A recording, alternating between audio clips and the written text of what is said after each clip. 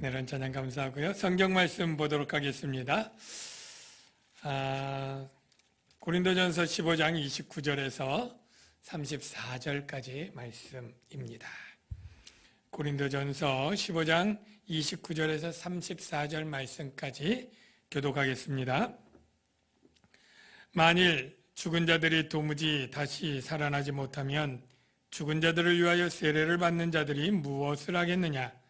어찌하여 그들을 위하여 세례를 받느냐? 또 어찌하여 우리가 언제나 위험을 무릅쓰리요? 형제들아, 내가 그리스도 예수 우리 주 안에서 가진 바 너희에 대한 나의 자랑을 두고 단언하노니 나는 날마다 죽노라. 내가 사람의 방법으로 에베소에서 맹수와 더불어 싸웠다면 내게 무슨 유익이 있으리요? 죽은 자가 다시 살아나지 못한다면 내일 죽을 터이니 먹고 마시자 하리라. 속지 말라. 악한 동무들은 선한 행실을 더럽히나니 깨어 의를 행하고 죄를 짓지 말라. 하나님을 알지 못하는 자가 있기로 내가 너희를 부끄럽게 하기 위하여 말하노라. 아멘. 네, 사랑합니다. 우리가 고린도전서 부활장을 계속 살펴보는데 때마침 참 부활주일과 연관되어서 참 감사하게 생각을 하고 있습니다. 예수 믿는 그리스도인들, 저와 여러분들이죠. 예수를 믿은 후에 우리는 어떤 삶을 살아야 될까요? 예수 믿기 전과 예수 믿은 후에 우리의 삶이 어떻게 달라져야 할까요? 이것은 우리가 꼭 물어야 될 질문이라고 생각이 됩니다. 답이 뭘까요? 여러 가지로 답할 수 있지만 가장 쉽게 대답할 수 있는 보편적인 답은 쉽게 말하면 의롭고 착하게 살아야 된다라고 말할 수 있죠. 이거를 거룩한 삶을 살든지 또는 경건한 삶 이렇게 표현할 수도 있지만 제일 쉬운 말로 의롭고 착하게 살아야 된다 이렇게 정리할 수 있습니다. 그런데 세상 사람들은 교회를 향해 그리스도인들을 향해 우리랑 똑같아. 예수 믿는 자들도 똑같이 죄를 짓는다. 아니 우리보다 더 심하다. 이러면서 아주 강하게 비난을 하는 경우가 많이 있습니다.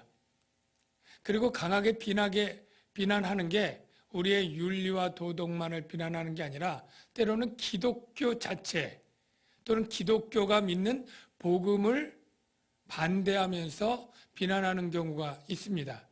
예를 들면 이런 건데요.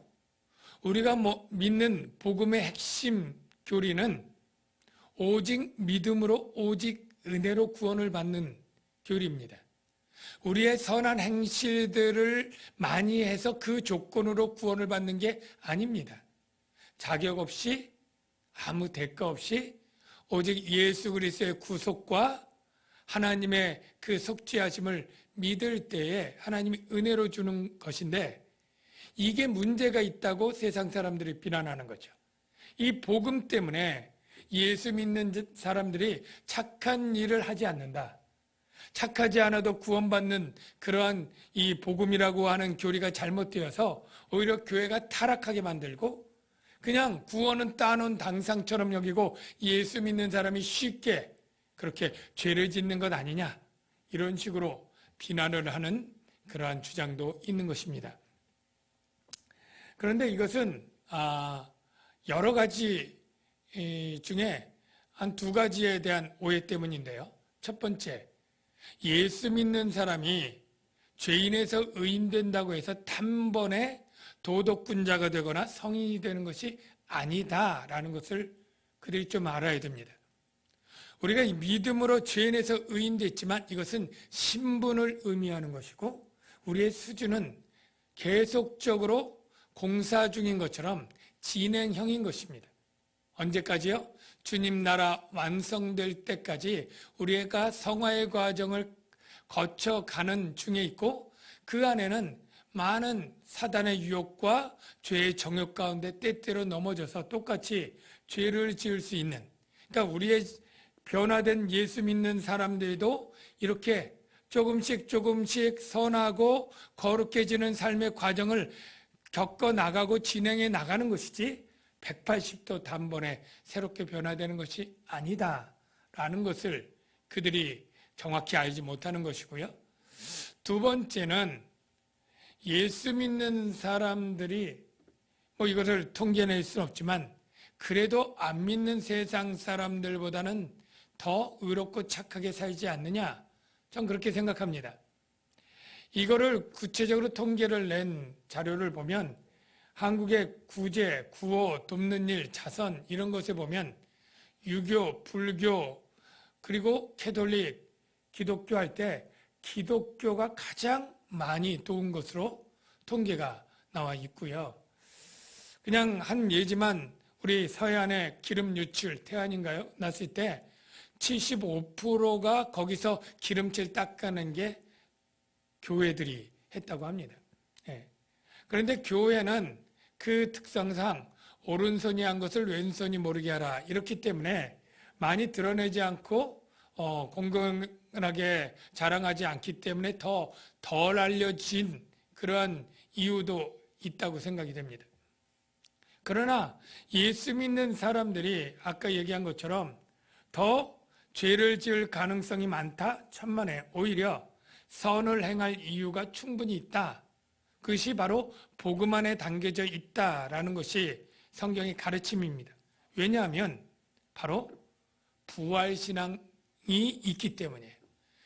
이 기독교의 성경 교리만큼 부활에 관해서 가장 명확하게 확실하게 가르쳐 준 것이 없습니다.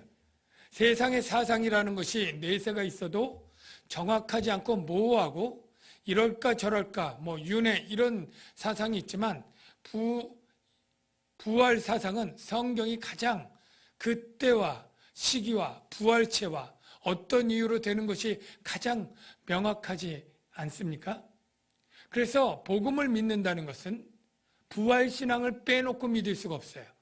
그러니까 모든 그리스도인들은 다 부활신앙을 가지고 있고 이 부활신앙 때문에 우리가 이 세상을 그냥 쾌락주의자처럼 먹고 마시며 놀고 지낼 수 없는 이유가 있는 거예요.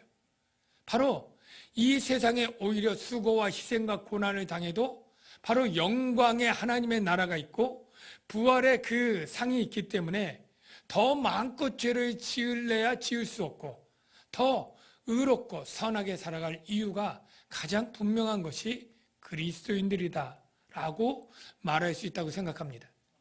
조금 더 쉬운 예를 들어서 열심히 공부하라고 가르쳤고 그런데 한 그룹은 전혀 시험도 없고 평가도 없다. 그냥 열심히 하라고 하는 그룹하고 어떤 그룹은 철저하게 체크하고 평가하고 시험을 보고 시험에 따라서 보상을 해준다면 어떤 그룹이 더 열심히 공부할 수 있겠습니까? 당연히 시험을 보고 그 시험의 결과에 따라 보상을 주는 이 그룹이 더 공부를 잘하는 것은 상식적이지 않습니까? 우리 세상의 사람들이 부활이 없다 그러면 그 사람들의 뭐예요? 이 세상 먹고 살다가 죽으면 끝이래. 그냥 흙으로 돌아가면 끝이래. 라고 하는 사람은 정말로 이 세상에서 즐겁게 먹고 마시고 놀자 그렇게 살 가능성이 훨씬 많고 이 세상 비록 있어도 짧게 지나가고 영원한 참나라 하나님 나라의 세상이 오고 그것은 부활 후에 영광의 나라라고 소망하는 그리스도인들이 훨씬 더 이 세상을 소망 가운데 단정하고 의롭고 말씀에 순종하며 살아갈 수 있다는 것은 너무나 당연한 것 아니겠습니까? 서론이 조금 길었는데 바로 오늘 본문의 내용이 그것입니다. 고린도 교회에는 부활을 믿지 않는 사람들이 있었어요. 고린도 교회의 많은 문제들이 사랑이 부족한 탓도 있지만 부활에 대한 소망이 없기 때문에 그렇게 시기하고 다투고 갈등하고 자랑하고 했었을 수도 있겠다라는 생각을 합니다. 그런데 그들이 부활이 없다고 하는 것은 아예 부활을 부정하는 것은 아니고 반쪽짜리 부활관이에요. 즉 영적인 부활은 있다. 영적인 부활이 있다는 건 뭐예요? 예수를 믿고 성령 받으면 이미 영적으로 부활했고 이제 우리가 왕 노릇하며 살 수 있다. 하나님 나라에 지금 살고 있다. 이렇게 과실현된 종말론을 가지고 그렇게 살았는데 문제는 몸의 부활을 인정하지 않는 거예요. 그래서 사도 바울은 오늘 앞에 부분부터 계속해서 몸의 부활, 육체의 부활도 확실히 있다. 이거를 계속 변증해 오는데 오늘 본문에도 두 가지로 몸의 부활이 확실히 있다라는 것을 변증하고 그래서 우리는 선하고 그렇게 살아야 된다라는 주제로 지금 말하고 있는 것입니다. 그래서 본문 29절부터 강의하면서 그 내용을 우리가 살펴보려고 합니다. 29절을 보면 만일 죽은 자들이 도무지 다시 살아나지 못하면 죽은 자들을 위하여 세례를 받는 자들이 무엇을 하겠느냐? 어찌하여 그들을 위하여 세례를 받느냐? 여기 성경을 보면서 조금 당혹스러운 내용이 나오죠. 여기 죽은 자들을 위하여 세례받는 자들, 이게 도대체 무슨 말이냐? 우리가 보통 살아서 세례를 받지 죽은 자가 있는데 죽은 자가 세례를 못 받고 죽었다고 칩시다. 예수를 믿긴 믿었는데 믿은 지 얼마 안 돼서 세례 받기 전에 급사를 하거나 무슨 병으로 죽거나 할 수 있는 가정이 있잖아요. 그럴 때 그 사람이 세례를 못 받고 죽었으니까 저기 목사님 아니면 종교 지도자들에게 가서 그 사람 위해서 내가 대신 나에게 세례를 베풀어 주십시오. 그 사람이 세례 받은 것으로 할 수 있도록 대신 나에게 세례를 베풀어 주십시오. 라고 요청을 하면 고린도 교회 지도자들이 뭐예요? 그렇게 해줬다는 거예요. 그렇게 해줬다는 거예요. 그런데 이게 미신적인 거죠. 안 맞는 거예요. 신학적으로 성경 어디에도 죽은 자를 위한 대신 세례 이런 것은 인정할 만한 근거 말씀이 하나도 없습니다. 사도 바울이 이것이 옳다고 말하는 게 아니에요. 사도 바울이 이것을 인정하고 칭찬했다는 거 아니에요. 너희가 그렇게 잘하고 있구나 말하는 게 아닙니다. 지금 중요한 것은 너희들이 육체의 부활이 없다고 하면서 세례를 하는 것은 세례는 육체의 부활을 인정하고 믿음으로 할 때 받는 건데 이게 서로 모순이다 라는 걸 지적하는 거예요. 예. 여러분 세례가 죄를 씻는다 이런 의미도 있지만 예수님의 죽음과 같이 연합해서 죽고 예수님의 부활과 같이 연합하여 부활한다 이 의미가 있다는 것 여러분이 꼭 아셔야 됩니다. 로마서 6장 3절 5절을 통해 확인하고 넘어갈게요. 무릇 그리스도 예수와 합하여 세례를 받는 우리는 그의 죽으심과 합하여 세례는 그의 죽으심과 합한다 되어 있죠. 세례를 받는 줄을 알지 못하느냐? 만일 우리가 그의 죽으심과 같은 모양으로 연합한 자가 되었으면 중요한 게 그의 부활과 같은 모양으로 연합한 자가 되리라. 그러니까 세례를 받는 것은 예수님과 연합해서 죽을 때 죄사함 받고 그리고 예수님과 연합하여 같이 부활하겠다고 하는 믿음과 소망을 가지고 세례를 받는 것입니다.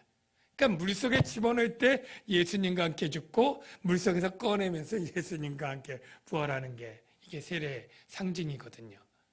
근데 고린도 교회는 육체의 부활이 없다라고 하면 세례도 사실은 제대로 된 것이 아니고 더구나 이미 죽은 자를 대신해서 세례를 줄 이유가 뭐가 있겠습니까? 부활이 없다면서.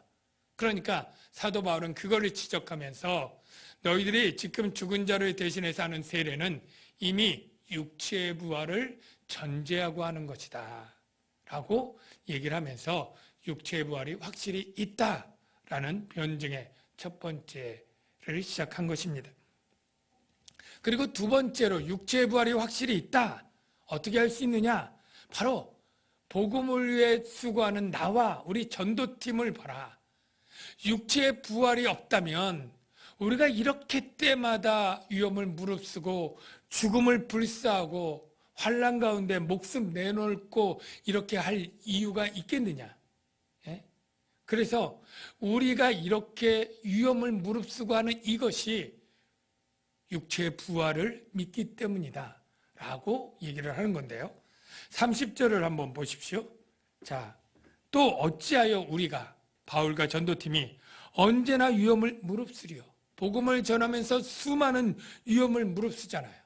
그래서 지난번 고린도서의 사도 바울이 고난 목록 얘기할 때 거기 얼마나 많은 위험이 있었는지 제가 말씀을 드린 적 있죠.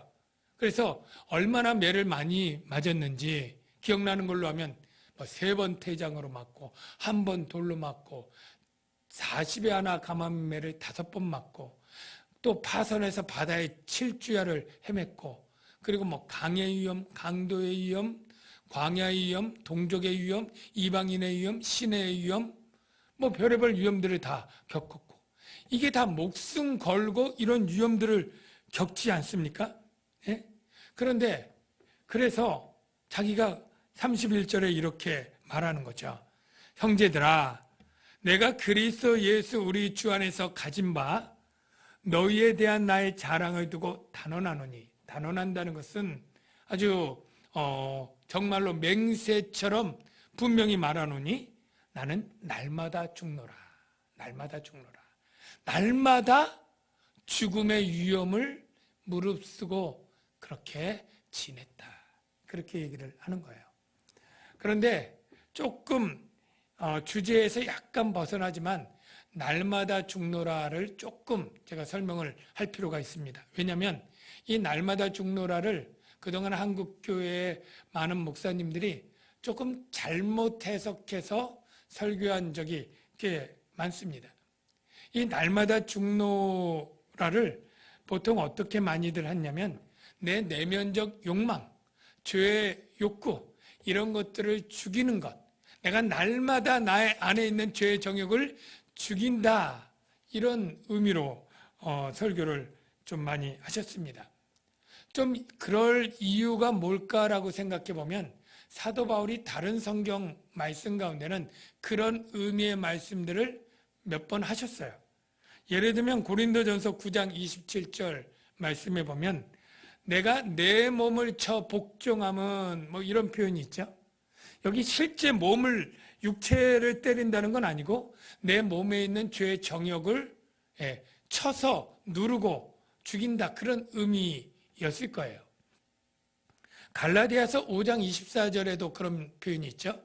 그리스도 예수의 사람들은 육체와 함께 그 정욕과 탐심을 십자가에 못 박았느니라. 실제 예수 믿는 사람들이 십자가의 육체를 못 박은 건 아니고 이 육체의 정욕과 탐심을 십자가에 못 박았느니라 즉 죽였노라. 이렇게 자신 육체에 있는 죄의 정욕을 죽인다. 이런 표현들이 있었어요. 그런데 오늘 본문에 나는 날마다 죽노라도 그와 비슷하게 날마다 자신의 죄의 정욕, 내면적인 욕망을 죽이는 것으로 그렇게 해석할 수 있느냐? 그건 아니라는 거예요.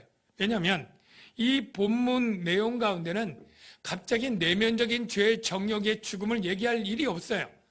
사도 바울이 전도 다니면서 당한 위험이 내면적인 죄의 욕망이 아니고 아까 얘기한 처럼 수많은 대적자들 이방인들로부터 육체의 위험 그리고 매를 맞고 생명의 위협 이런 것들을 당했기 때문에 우리가 언제나 위험을 무릅쓰리오와 짝이 되어서 나는 허구한 날 죽음의 위협 가운데 전도했다.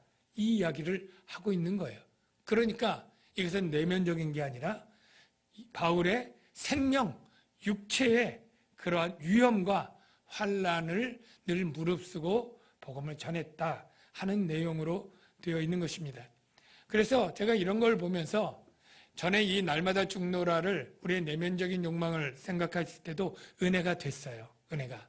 그런데 다시 늘 생각하는 것은 무조건 감정적인 은혜가 된다고 올바른 그러한 말씀이 아니고 성경의 문맥과 정확한 해석 하에 우리가 말씀의 은혜를 받아야 되겠다 하는 생각을 합니다. 그러면서 연결된 게 바로 32절 말씀인데요. 그건 자연스럽게 내가 많은 위험을 무릅쓴 한 예로 에베소에서 맹수와 더불어 싸우는 일을 예를 들고 있습니다. 그래서 32절을 보십시오. 내가 사람의 방법으로 에베소에서 맹수와 더불어 싸웠다면 내게 무슨 유익이 있으리요? 죽은 자가 다시 살아나지 못한다면 내일 죽을 터이니 먹고 마시자 하리라.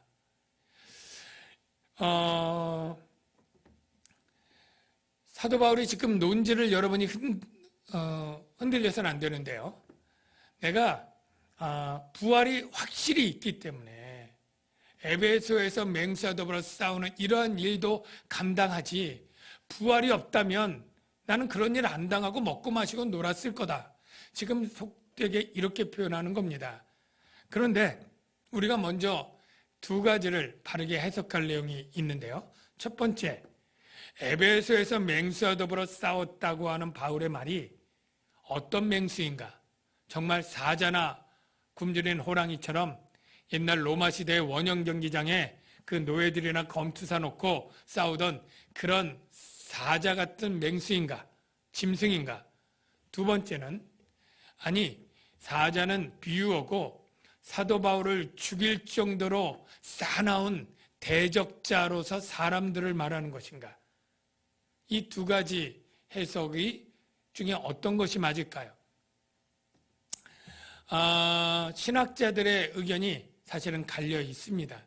그런데 여러 가지를 봐서 여기는 실제 사자 같은 맹수가 아니라 사나운 대적자 사람으로 보는 것이 훨씬 옳게 보입니다. 왜 옳게 보이느냐? 몇 가지 이유가 있는데, 첫 번째는 사도행전의 증거 때문입니다.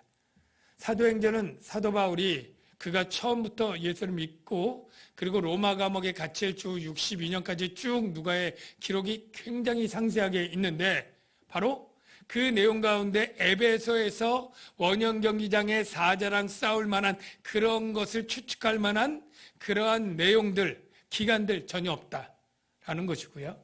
두 번째는 사도 바울 스스로 말한 고난 목록, 사도 바울이 지난번에 그런 위험들 고난 목록 말고 몇 군데 내가 이렇게 고생했다, 고난받았다는 내용들이 있거든요. 예를 들면 고린도전서 4장 11절, 지난번에 읽지 않은 새로운 본문을 소개하겠습니다. 바로 이 시각까지 우리가 줄이고 목마르며 헐벗고 매맞고 정처가 없고 수고하고 친히 손으로 일을 하고 모욕당하고 박해받고 비방받고 그래서 세상의 더러운 것 끝과 만물의 찌꺼기같이 되었도다. 이 중에 어디 맹수와 싸우고 이런 내용들이 없다는 거예요. 고난 목록에 어디에도 없는 거예요. 예.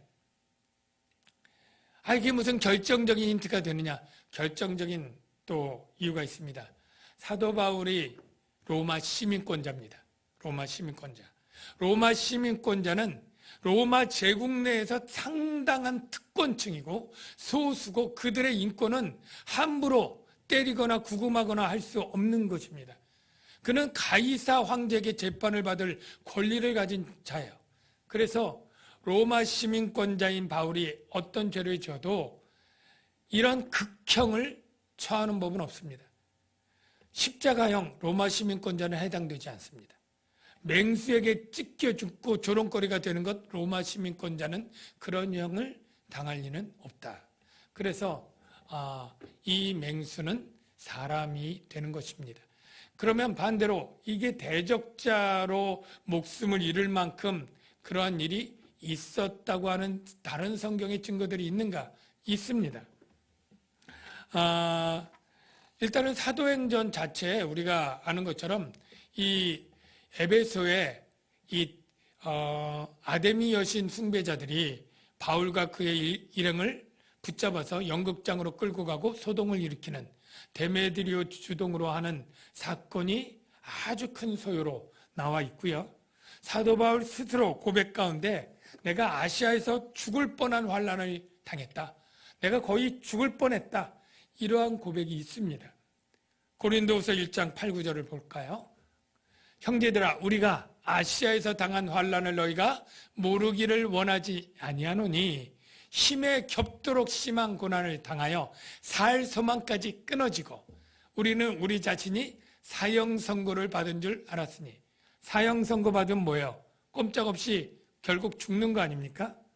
그러니까 자신의 환난의 정도가 목숨을 잃을 정도로 환난을 겪었다라고 말하는 이러한 정황들을 봐서 이것은 바로 사람 대적자들에게 당하는 그러한 고난과 위험이다라고 알 수가 있습니다.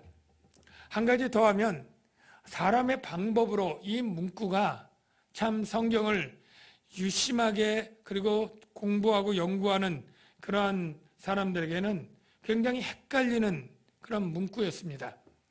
사람의 방법으로 에베소에서 맹수와 더불어 싸워? 뭐 맹수와 더불어 싸우는 방법 중에 하나인가? 예.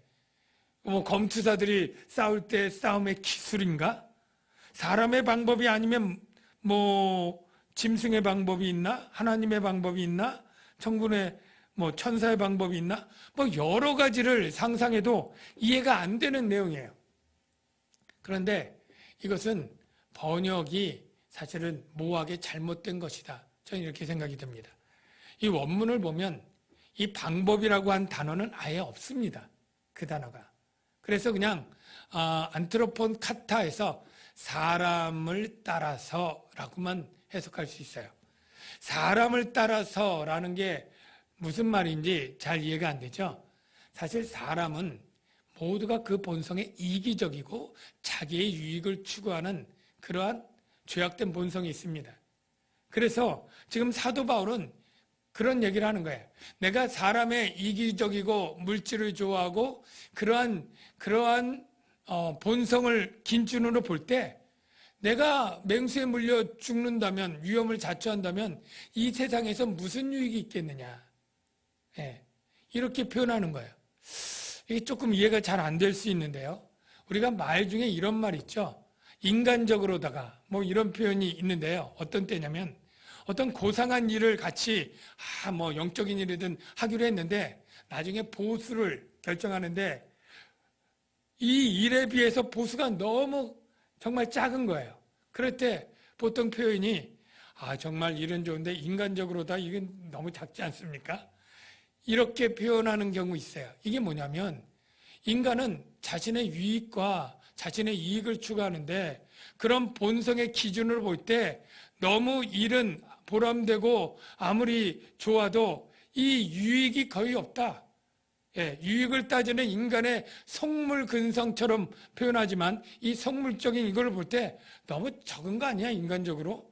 그런 표현인 거예요. 그래서 사도 바울이 내가 인간적으로 맹수와 더불어 싸웠어도 인간적으로 내가 무슨 유익이 있겠느냐? 내가 그렇게 헌신한다고 내가 이 세상에서 뭐 돈을 더 벌겠느냐? 잘 먹고 잘 살겠느냐? 무슨 명예가 있겠느냐?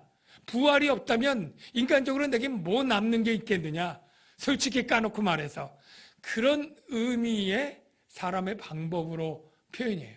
근데 이게 그렇게 되어 있으니까 이게 굉장히 심각하게 이게 무슨 의미인가 뜻하니까 헷갈리는데 인간적인 유익을 추구하는 그러한 인간으로서의 기준에 볼 때 나는 아무 유익이 없다라는 거예요. 그럼에도 불구하고 사도 바울은 그것을 중단했습니까? 안 했어요. 그런 위험을 무릅쓰는 일을 계속했어요. 왜? 만일 부활이 없다고 믿는다면 다른 사람들처럼 우리가 죽으면 끝인데 그냥 현세에서 잘 먹고 잘 살자. 이렇게 할 텐데 왜 계속했느냐? 바로 죽은 자의 부활이 있기 때문이 아니겠느냐라고 반문하는 것이죠. 사랑하는 성도 여러분, 사도 바울은 고린도 교인들에게 육체의 부활이 없다고 주장하는 것이 잘못이다. 왜? 너희가 세례를 하고 있는 것은 육체의 부활을 이미 인정한 것이고 그리고 너희들을 교회를 세운 우리들을 봐라. 우리가 때마다 수많은 위험을 무릅쓰고 정말로 대적자에게 목숨을 건 환난 가운데 하는 이유도 다 부활이 있기 때문이다 라고 이야기를 합니다. 그리고 결론 33절 이하인데요. 속지 말라. 뭘 속지 마느냐? 악한 동무들의 꾀임에 속지 말라. 악한 동무들은 왜 선한 행실을 더럽힌다. 여기 악한 동무들은 누굴까요? 34절에 보면 하나님을 알지 못하는 자가 있기로 고린도 교회 안에 하나님을 알지 못하는 자가 있다는 거예요. 그건 뭘까요? 하나님을 안다는 것은 하나님의 뜻과 하나님의 계획을 아는 것인데 하나님의 뜻과 하나님의 계획은 바로 인류의 구원 계획입니다. 바로 복음이 하나님의 뜻을 아는 내용이에요. 근데 이 복음은 바로 죽은 자의 부활과 만유의 회복이 그 복음 안에 하이라이트로 절정으로 있는 거예요. 근데 죽은 자의 부활을 부인한다? 하나님의 뜻에 가장 중요한 것을 부정하고 믿지 않는 것이죠. 하나님을 알지 못하는 자들이에요. 그들은 뭐예요? 죽음의 부활이 없으니까 이 세상에서 잘 먹고 잘 살자, 이런 주장을 할 수밖에 없잖아요. 그러니까 이 부활을 소망하면서 이 세상, 지나갈 세상이요, 나그네요, 그래서 여러 가지 핍박과 환난 가운데 믿음을 지키는 신실한 그리스도인들, 힘들고 어려워도 정말로 교회에 헌신하고 봉사하는 그리스도인들이 그렇게 할 의욕을 잃게 만들고 낙심하게 만드는 거예요. 여러분들 매주마다 이렇게 예배를 드리고 정말로 힘들어도 11조하고 정말 피곤해도 교회 봉사하고 교사하고 성가대하고 얼마나 힘든 일을 평생 합니까? 왜요? 그래도 하나님이 우리를 보시고 나중에 잘하였도다 착하고 충성된 종아 라고 칭찬해 줄 그것, 하나님 나라의 영광을 소망하면서 그렇게 달려가 나가는데, 어떤 사람이 거짓말이야, 죽으면 끝이야, 부활이라는 거 없어, 그냥 흙으로 가고 끝이야, 이렇게 말한다면 누가 그 헌신의 삶을 살아갈 수 있겠습니까? 그러니까 그들이 악한 동무들이라는 거예요. 사랑하는 성도 여러분, 바울의 결론처럼 우리도 그렇게 결론을 내봅시다. 우리는 이 부활이 없다고 하는 이 잘못된 가르침에 절대 속아서는 안 됩니다. 부활은 있고 하나님이 잘했다 칭찬하고 보상을 하고 행위대로 갚아주는 그 영광의 나라가 반드시 있습니다. 오히려 이 세상 나라는 지나가는 것입니다. 이 세상의 향락과 쾌락을 쫓아 죄를 추구할 것이 아니라 오히려 하나님의 말씀을 순종하면서 의를 행하고 선한 행실을 계속하는 우리의 삶이 되어야 될 줄로 믿습니다. 우리 교회가 때로는 그리스도인들이 죄를 지을 수 있기도 해요. 그런데 이 죄를 계속 짓는다, 이거는 참된 신앙을 가지고서는 할 수가 없다. 왜? 참된 신앙은 참된 복음을 믿는 것이고, 그 복음은 바로 부활 후에 그 영광이 분명히 담겨 있기 때문에 참된 복음을 믿는 참 그리스도인들은 부활에 대한 신앙과 소망 때문에 이 세상을 죄악되게 함부로 방탕하게 살 수 없고, 오히려 그 나라를 소망함으로 헌신하며 수고하며 힘쓰며 살아갈 수 있을 이유와 근거를 가지게 되는 것인데, 저와 여러분들 모두 그런 삶을 살게 되길 주의 이름으로 축원합니다. 기도하겠습니다. 하나님 아버지, 감사합니다. 정말로 참된 복음 안에 부활신앙이 있고, 그 부활신앙을 믿음으로 우리가 이 세상 함부로 헛되이 방탕하게 살지 않고 오히려 정말로 섬기며 희생하며 손해보며 헌신하며 주를 섬기며 살아갈 이유를 갖게 되는 줄로 믿습니다. 우리 모두 이 부활신앙 흔들리지 않고 정말로 그 영광을 바라보며 섬기고 십자가를 지는 수고 또한 지나가리라. 우리 이 가사를 생각하면서 찬양하겠습니다.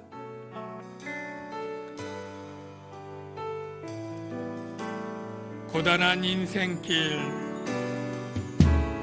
고단한 인생길, 힘겨운 오늘도 예수 내 마음 아시네. 지나간 아픔도 마주할 세상도 예수 내 마음 아시네. 하루를 살아도 기쁨으로 가리, 기쁨으로 가리. 예수 늘 함께 하시네. 후회도 염려도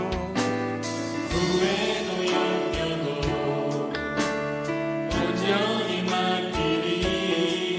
예수 늘 함께 하시네. 믿음의 눈 들어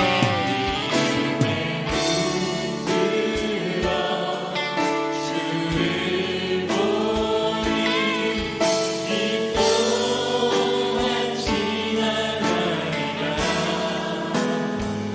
주어진 내 삶에